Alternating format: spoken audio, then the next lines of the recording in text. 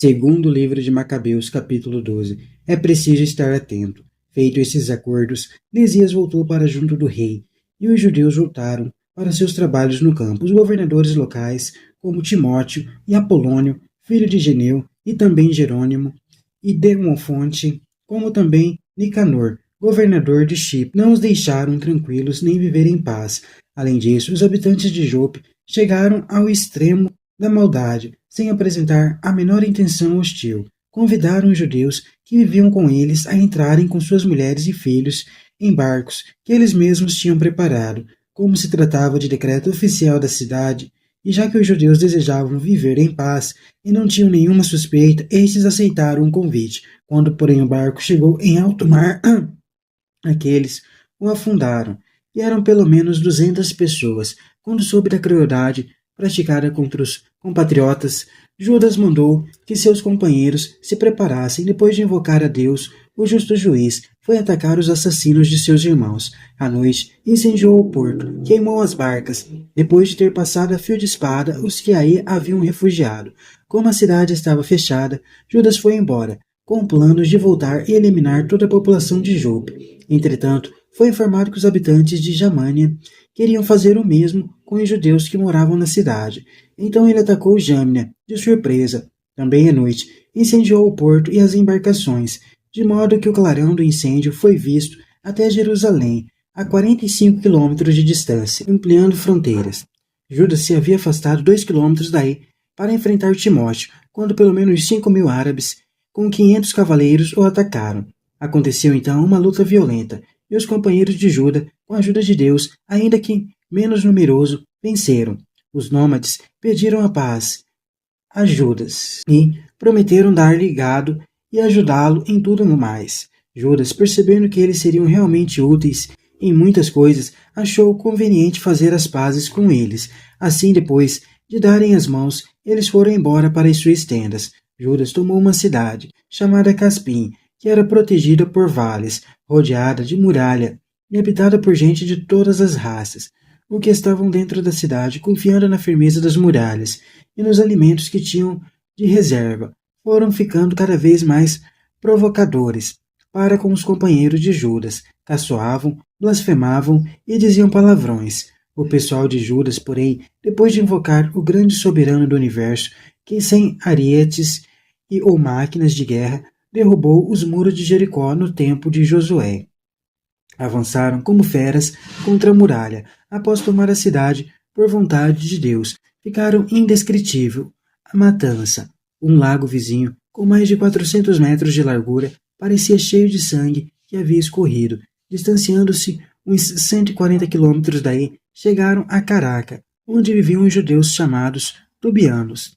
Não encontraram Timóteo nessa região, porque este, não havendo conseguido nada até então, tinha partido, deixando no lugar apenas uma guarnição bem munida. Dositeu e Sosipatro, oficiais do exército do Macabeu, desviaram-se para esse lugar e mataram o pessoal deixado por Timóteo na fortaleza, e eliminaram mais de 10.000 homens. O Macabeu dividiu seu exército em grupos e o colocou os dois na chefia desses grupos. Em seguida, partiu para atacar Timóteo, que tinha sob seu comando 120.000 soldados de infantaria, e depois 1.500 cavaleiros. Ao saber que Judas vinha atacá-lo, Timóteo mandou na frente para o lugar chamado Carinon as mulheres e as crianças, com as bagagens. A posição era impossível de conquistar, e o local inacessível por causa dos muitos desfiladeiros que havia por aí. Logo que apareceu o primeiro grupo do exército de Judas, os inimigos ficaram tomados de medo, e apoderou-se deles o pânico, causando pela manifestação daquele que tudo vê. Fugiram então desabaladamente, uns tropeçando nos outros, muitas vezes atrapalhando os próprios companheiros e ferindo-se gravemente com suas próprias espadas. Judas perseguiu-os com toda a energia, fustigou esses criminosos e eliminou cerca de 30.000 homens. O próprio Timóteo caiu nas mãos dos soldados de Dositeu e Sosipatro. Com certeza, Timóteo pediu que os deixassem partir com vida, afirmando que tinha em poder pais e irmãs de muitos deles, e poderia acontecer que eles fossem mortos. Conseguiu convencer os soldados com muitas palavras. prometendo que devolvia os prisioneiros são e salvos. Então lhe deram a liberdade em troca da libertação dos irmãos. Em seguida, Judas marchou contra Carinon e o santuário Atargates e matou aí 25 mil homens. Volta para Jerusalém. Depois dessa reviravolta e matança, Judas dirigiu-se para o lado de Efron, cidade fortificada, onde moravam lisânias e uma população de todas as raças, jovens bem fortes, ficavam na frente da muralha para lutar com bravura. Dentro havia máquinas de guerra e muitos projéteis, após invocarem o soberano, que, com seu poder, esmaga as forças inimigas. Tomaram a cidade e mataram 25 mil dos que aí moravam. Afastando-se daí, foram atacar Citópolis, a mais de 100 quilômetros de Jerusalém. Contudo, os judeus que moravam nessa cidade disseram que os cidadãos do lugar demonstravam grande simpatia para com eles e sempre os ajudavam nos momentos difíceis. Então Judas e seus companheiros agradeceram a eles e pediram que continuassem tendo para o futuro a mesma consideração para com seus irmãos de raça. Depois, voltaram para Jerusalém, bem próximo da festa das semanas. Morte e ressurreição dos fiéis. Após a festa, denominada Pentecostes, atacaram Gorgias, governador da Idumeia. Este saiu para enfrentá-los, comandando 3.000 soldados de infantaria e 400 cavaleiros. Começaram a luta e alguns judeus caíram mortos. Um tal Dositeu, dos Tubianos, fortíssimo soldado de cavalaria, enfrentou Gorgias, agarrou pelo manto e foi arrastado com força, querendo pegar vivo o amaldiçoado. Um cavaleiro, Trácio, porém, atacou Dositeu e lhe cortou o ombro. Dessa forma, Gorgias pôde fugir para Marisa. Os soldados de Esdrim já estavam exaustos de tanto lutar. Então Judas invocou o Senhor, suplicando-lhe que se mostrasse aliado e comandante dessa batalha. Em seguida lançou o grito de guerra na língua materna e cantando hinos, lançou-se de surpresa contra os soldados de Gorgias, obrigando-os a fugir. Após reunir seu exército, Judas chegou até a cidade de Odolã. No 7º dia, depois de se purificarem conforme o costume, celebraram o sábado. No dia seguinte, como tarefa era urgente, os homens de Judas foram recolher os corpos daqueles que tinham morrido na batalha, a fim de sepultá-los ao lado dos parentes nos túmulos de seus antepassados. Foi então que encontraram por baixo das roupas de cada um dos mortos objetos consagrados aos ídolos de Jâmina, coisa que a lei proibia aos judeus. Então ficou claro que todo o motivo de morte deles, e todos louvaram a maneira de agir do Senhor, que julga com justiça e coloca às claras as coisas escondidas. Puseram-se em oração, suplicando que o pecado cometido fosse totalmente cancelado.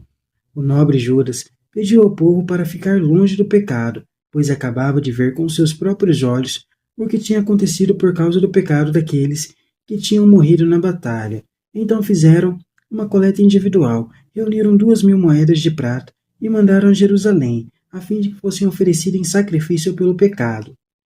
Ele agiu com grande retidão e nobreza, pensando na ressurreição. Se não tivesse esperança na ressurreição dos que tinham morrido na batalha, seria coisa inútil e tola rezar pelos mortos. Mas, considerando que existe uma bela recompensa guardada para aqueles que são fiéis até a morte, então esse é um pensamento santo e piedoso. Por isso, mandou oferecer um sacrifício pelo pecado dos que tinham morrido, para que fossem libertos do pecado. O povo continua a ser hostilizado e barbaramente massacrado, mostrando que não basta um acordo para resolver a situação. É preciso continuar vigilante, pois a aparente tranquilidade gerada pelos acordos pode deixar o povo inteiramente desprotegido.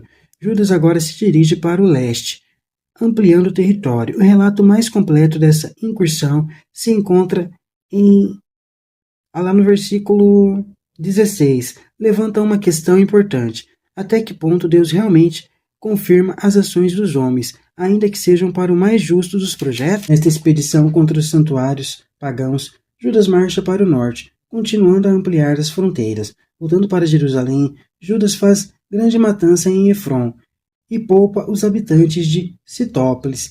Ele parece guiar-se pelas diretrizes de Deuteronômio 20:10-14, sobre o versículo 28. Pela primeira vez neste livro fala-se da morte dos judeus em pleno combate. O texto discorre sobre a ressurreição. No mesmo contexto, esses que morreram na luta são considerados fiéis e, portanto, dignos da ressurreição. Entretanto, o versículo 40 propõe uma questão. A morte deles teve outro motivo, além da luta pelo projeto do povo. Então, para que o erro deles não seja empecilho na participação da vitória final, é oferecido sacrifício pelo pecado, reintegrando esses irmãos mortos à comunidade de vida. É possível que o mesmo sacrifício tenha sido oferecido para a purificação da comunidade.